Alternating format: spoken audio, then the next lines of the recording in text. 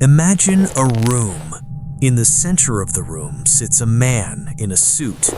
He is boring. He speaks in a monotone voice. He uses words like transitory, quantitative tightening, and basis points. Every 6 weeks, the entire world stops to watch this man. Traders in New York hold their breath. Algorithms in Tokyo pause. Politicians in Europe wait by the phone. They are terrified of him. They believe this man, the chairman of the Federal Reserve, controls the global flow of money. They believe he decides whether your grocery bill goes up or your stock portfolio crashes. They are wrong. While everyone is staring at the Federal Reserve, staring at the visible printing press, they are missing the ocean rising behind them. There is a second money supply. It is not printed by the government. It is not tracked by the Fed. It doesn't appear in the official inflation reports, and it doesn't sit in a vault. But this invisible money supply is what actually runs the world. It funds the ships that carry your electronics. It finances the wars you see on the news. It decides the value of your currency.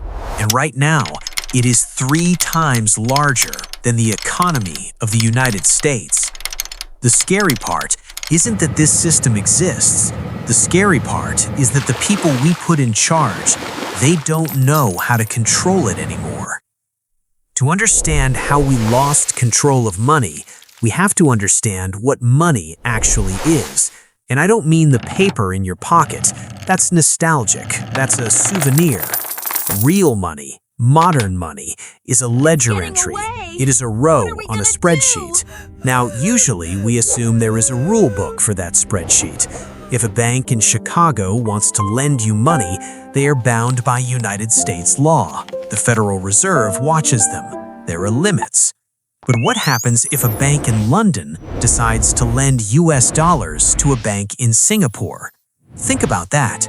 It's a British bank, a Singaporean borrower, but the transaction is in US dollars. Who regulates that? The British government doesn't care. It's not British pounds. The Singaporean government doesn't care. And the US Federal Reserve, they have no legal jurisdiction in London. This is the blind spot. This is what financiers call the Eurodollar market. Don't let the name confuse you. It has nothing to do with the euro currency. It simply means any US dollar held in a bank outside the United States. It sounds like a technicality, a loophole, but this loophole is where the real economy lives. It started, ironically, with the Soviet Union. In the 1950s, the Cold War was freezing over. The Soviets sold oil and gold to the West, so they had piles of US dollars. But they were paranoid. They were terrified that if they put those dollars in a bank in New York, the US government would freeze the accounts. So they went to a bank in London, the Moscow Narodny Bank, and asked a simple question. Can we keep our dollars here in London, but keep them denominated in dollars? The British bankers looked at the regulations. There was no rule saying they couldn't. So they said yes. Just like that, the dollar split in 2. There was the domestic dollar, trapped inside the US borders, watched by the Fed, and the offshore dollar, the Eurodollar, free to move anywhere, untracked and unleashed. It was the financial equivalent of an invasive species because it had no predators, no regulators. It grew and grew and grew. Here is where the mechanics get uncomfortable. If you go to a US bank and deposit $100, the bank can lend out a portion of that, but they have to keep some in reserve. It's called fractional reserve banking. You've probably heard of it. It's risky, but it's mathematically limited. In the offshore Eurodollar system, those limits do not exist. Let's say a French bank has $1 million on its books. It lends that million to a German manufacturer. The German manufacturer deposits it in a Japanese bank. The Japanese bank lends it to a Brazilian oil company. In the real world, there is only $1 million, but on the balance sheets, the French bank claims it has an asset, the Japanese bank claims it has an asset, the Brazilian company claims it has cash. They effectively cloned the money. They created new purchasing power out of thin air, without the Federal Reserve printing a single dime. This is shadow banking. It's a ledger book miracle. As long as everyone agrees the money is there, the global economy hums along. Ships move, factories run, everyone feels rich. It is a confidence game played with trillions of dollars. So how big is this shadow ocean? This is the part that keeps economists awake at night. We don't know. We genuinely do not know. The Bank for International Settlements, the central bank of central banks, tries to count it. Their best estimate is somewhere around $13 trillion to $20 trillion. But that's just the money we can see. When you add in the derivatives, the side bets banks make based on those dollars, the number explodes into the quadrillions. Compare that to the Federal Reserve. When people panic about the Fed printing money, they are talking about a balance sheet of maybe $8 or $9 trillion. The Fed is a sailboat.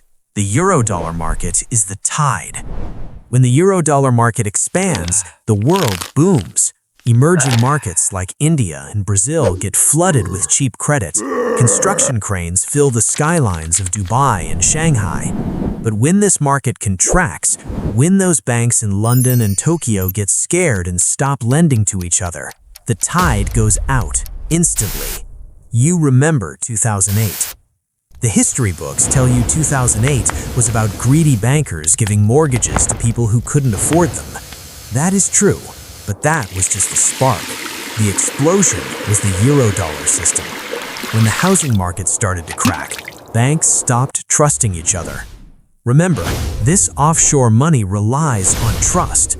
There is no government guarantee. If I give you a gold coin and you lose trust in me, you still have the gold. But if I give you a promise and you lose trust in me, you have nothing. In 2008, trillions of dollars of global purchasing power were deleted from the ledger overnight.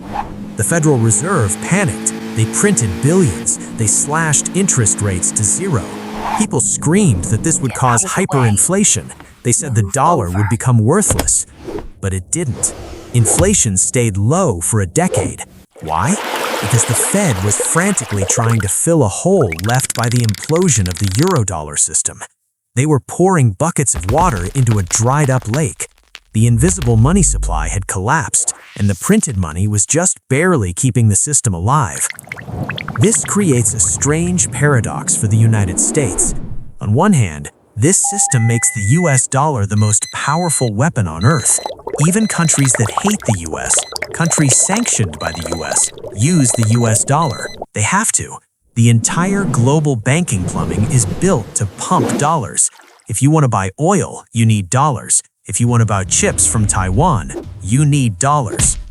But on the other hand, the US has lost control of its own currency.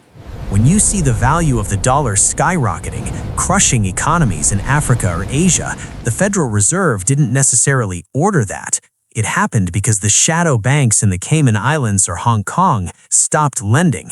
We are watching a car speed down the highway, and we think the driver is in control, but the car is actually being pushed by 1,000 invisible hands from the back seat. So where does that leave us today? We are currently living in a world of tightening liquidity. Interest rates are up, trust is down, geopolitics is fragmenting. The Eurodollar system thrives on globalization, it thrives on peace, it thrives on the idea that a bank in China and a bank in America can trust the same ledger. That world is ending. As global tensions rise, the invisible pipes that move this money are getting clogged. We are seeing liquidity crunches pop up in weird places, a pension fund crisis in the UK, a bank failure in Silicon Valley, a real estate collapse in China. These aren't isolated events. These are symptoms of the shadow money supply drying up. The Federal Reserve is currently fighting inflation. They are trying to pull money out of the system, but they are operating with a blindfold. They can only see the domestic dollars. They cannot see the tsunami of shadow leverage until it crashes onto the shore. We like to think of money as a constant, a meter stick, a fixed unit of value. But the reality is that the global economy is built on a promise made between bankers and offshore jurisdictions where no laws apply. A promise that has been leveraged, repackaged, and sold 100 times over. The money in your bank account is real, but the system that gives it value, that is a ghost. And the question you have to ask yourself isn't what will the Federal Reserve do next? The question is, what happens when the banks and the shadows stop believing the promise? Because when that music stops, there aren't enough chairs for everyone. In fact, there might not be